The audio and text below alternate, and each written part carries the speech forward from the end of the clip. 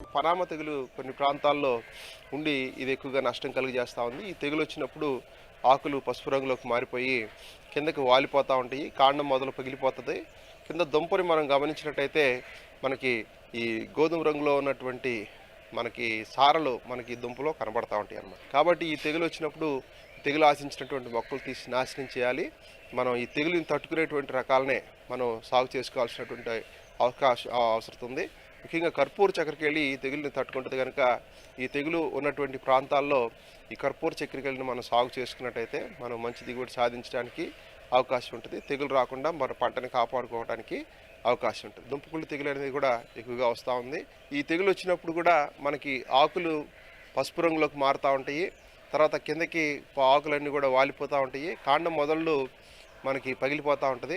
మనం తీసి చూసినప్పుడు కింద దుంప అనేది పూర్తిగా కుళ్ళిపోయినటువంటి ఉంటుంది అనమాట. యాజమాన్య చర్యలుగా మనం ముఖ్యంగా ఈ బ్లీచింగ్ పౌడర్ ఒక 25 గ్రాములు లీటర్ నీళ్ళు కలిపి మొక్క మొదల్లో చుట్టూ మనం పోయాల్సినటువంటి అవసరం ఉంటుంది.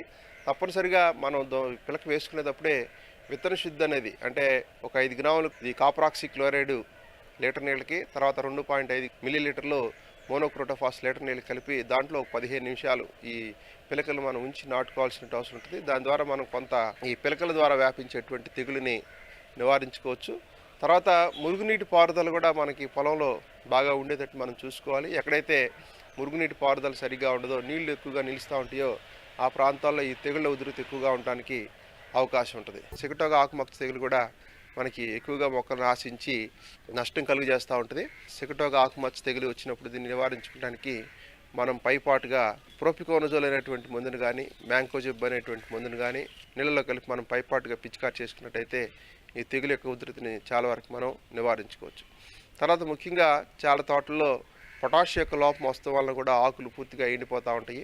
పొటాష్ యొక్క ధాతు లోపం వచ్చినప్పుడు మనకి ఆకు కొసలు మాడిపోతూ ఉంటాయి. ఆకులు పూర్తిగా ఎండిపోయి కూడా ఉంటాయి. కనుక దీన్ని మనం గుర్తించి పొటాష్ మన ఎరువుని మనం సరైనటువంటి సమయంలో మొక్కకి అవసరమైనటువంటి మోతాదులో సిఫార్సు చేసిన మేరకు మనం తప్పనిసరిగా వేసుకోవాల్సినటువంటి అవసరత ఉందన్నమాట.